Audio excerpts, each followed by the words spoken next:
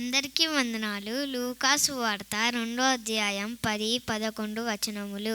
అయితే ఆ దూత భయపడకుడి, ఇదిగో ప్రజలందరికీ కలగబోవు మహా సంతోషకరమైన సువార్తమానము నేను మీకు తెలియజేయుచున్నాను.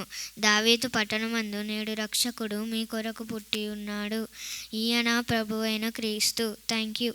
యోహాను సువార్త 3:16 దేవుడు ఈ లోకంను ఎంతో ప్రేమించెను కాగా ఆయన తన అద్వితీయ కుమారునిగా పుట్టిన వాని అందు విశ్వాసవచ్చు ప్రతి వాడును నశింపక నిత్య జీవం పొందినట్లు ఆయనను అనుగ్రహించిరి.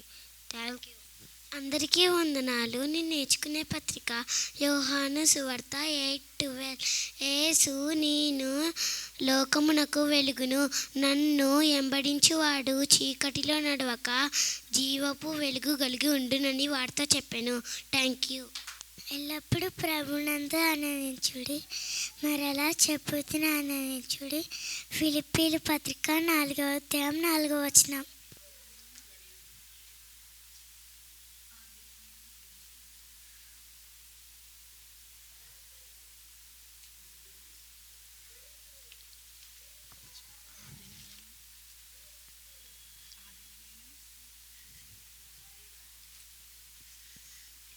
జెస్సీ ముందుకు రావాల్సింది కూర్చో.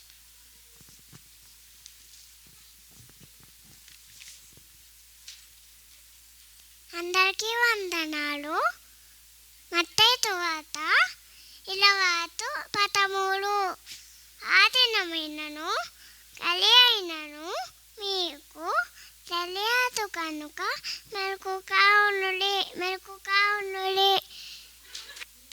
ప్రభురాక సమీపించుచున్నది కనుక మీరును ఓపిక కలిగి ఉండని. ప్రభురాక సమీపించుచున్నది కనుక మీరును ఓపిక కలిగి ఉండు.